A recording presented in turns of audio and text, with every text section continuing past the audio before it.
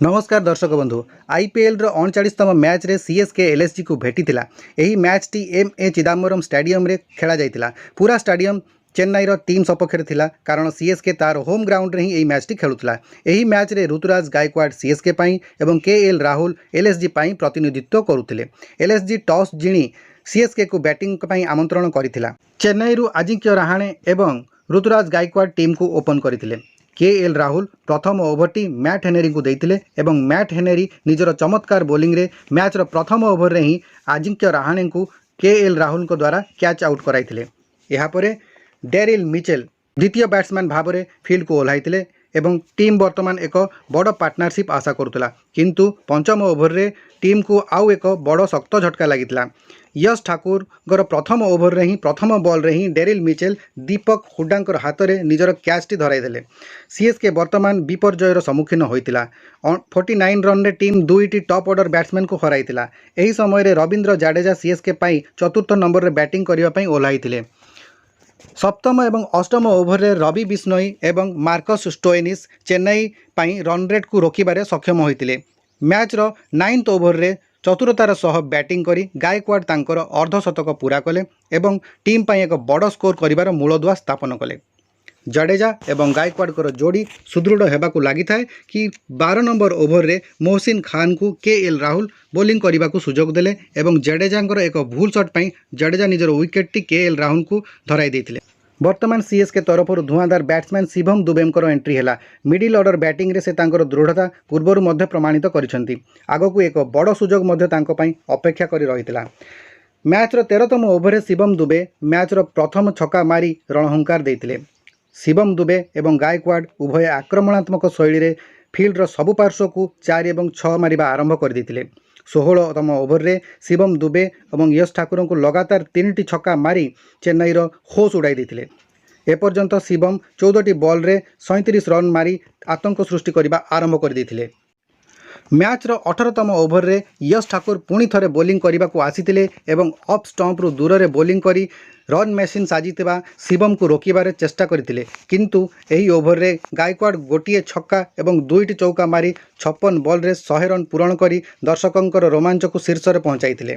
Match रो 19तम over रे Mohsin Khan over रु शिवम दुबे 2टी छक्का एवं गोटिए चौका मारी निजर अर्धशतक को केवल 22 बॉल रे पूरण करी एक विस्फोरक पाड़ी खेलिथिले। मैच रो 20तम ओभर रे डी कॉक चमत्कार फील्डिंग द्वारा शुभम दुबे रन आउट होई पैविलियन को फेरी जाइतिले एवं एक चमत्कार पाळीर परिसमाप्ति घटितिला। वर्तमान बैटिंग करने को आसीथिले महान क्रिकेटर धोनी। दर्शकंकर करताड़ी रे पूरा स्टाडियम फाटी पड़ुताए। धोनी को लास्ट ओभर रो लास्ट बॉल रे ही खेलिबार सुजोग मिलिथिला एवं प्रतिपक्ष रे बोलिंग करुथिले घातक बॉलर स्टोइनिस, किंतु धोनी तो धोनी गोटिए बॉल रे मध्य धोनी 4 मारी खेल को शेष करथिले। गायकवाड़ 60 बॉल रु 108 एवं धोनी गोटिए बॉल रे 4 रन करी नॉट आउट रहिले एवं सीएसके 4 विकेट हराई 210 रन रो विशाल टार्गेट एलएसजी को देइथिला।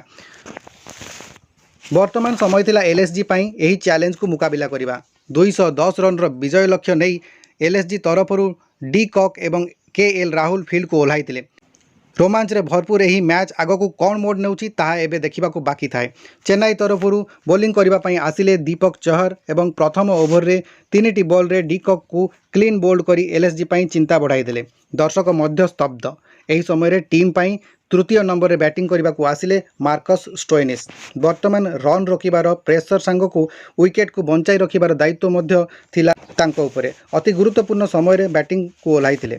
एही समय रे मैच रो 5म ओभर रे मिस्ताफिजुर रहमान तांकर प्रथम ओभर रे ही केएल राहुल को ऋतुराज गायकवाड़ के द्वारा कैच आउट कराइथिले। 39 रन रो स्कोर करी टीम तार द्वितीय गुरुत्वपूर्ण विकेट टी हराइथिला। केएल राहुल 14 बॉल रु 16 रन करी आउट होइतिले।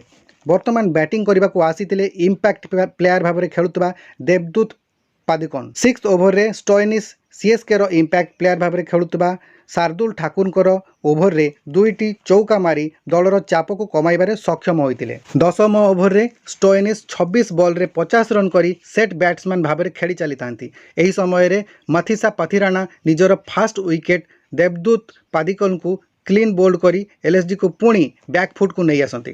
गोटे पार्श्व रे विकेट गड़ी चली थाए एवं अन्य पार्श्व रे स्टोइनिस दृढ़तार सहित पिच रे पाद जमाई खेलुतांती। वर्तमान बैटिंग पाई पड़िया को ओह्लाइले स्टार बैट्समैन निकोलास पूरन। 13 ओभर रे एलएसजी 100 रन पूरण कला। वर्तमान पूरन एवं स्टोइनिसकर जोड़ी सीएसके बोलर को प्रहार करने आरंभ कर देते एवं रन वर्षा कराइथिले। पूरन एवं स्टोइनिसकर जोड़ी उपरे एलएसजी रो जीत निर्भर करुला। किंतु मैच रो 17तम ओभर रे पथिरानांकर बॉल रे शार्दुल ठाकुर एक चमत्कार कैच नहीं निकोलास पूरन को स्टाडियम रु बाहर रास्ता देखाइथिले। अन्य पक्षरे स्टोइनिस एक अपराजित योद्धा भाव में सीएसके को सामना करथिले एवं 18तम ओभर रे निजर शतक पूरण करथिले। खेल एबे बाकी अछि 210 रन रो विशाल लक्ष्य को जितिबा पई स्टोइनिस जेपरि प्रतिज्ञाबद्ध एवं तांकू सहयोग करुथांती दीपक हुडा। मैच रो 19तम ओभर रे हुडा मध्य 3टी बॉल रे 3टी चौका मारी सीएसके रो समीकरण बिगाड़ी देथिले। वर्तमान मैच रोमांचर चरम सीमार थाए। एलएसजी को जितिबा पई शेष ओभर रे 6टी बॉल रे आवश्यक थाए 17 रन। धोनी मुस्ताफिजुर रहमान हाथ में बॉल दियंती एवं सामना करती घातक बैट्समैन स्टोइनिस। स्टोइनिस शेष ओभर प्रथम बॉल रे 6 रन मारी एवं द्वितीय बॉल रे 4 रन मारी चेन्नईर सबु रणनीति को चुरमार करदे। वर्तमान आवश्यक थाए 4 बॉल रे 7 रन एवं स्टोइनिस लगातार 2टी चौका मारी एलएसजी को 6 विकेट रे जिताई एक ऐतिहासिक मैच रो परिसमाप्ति कले।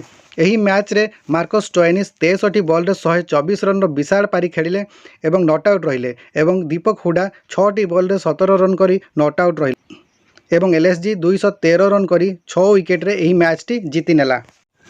गायकवाडकर शतक, शिवम दुबेंकर धुआंधार बैटिंग एवं मार्कस स्टोइनिसकर चित्ताकर्षक तथा ऐतिहासिक पाड़ी मैच रो मुख्य आकर्षण थिला। परवर्ती मैच रो हाइलाइट्स पई आम चैनल टी को सब्सक्राइब करने को भूलंतु नहीं। धन्यवाद।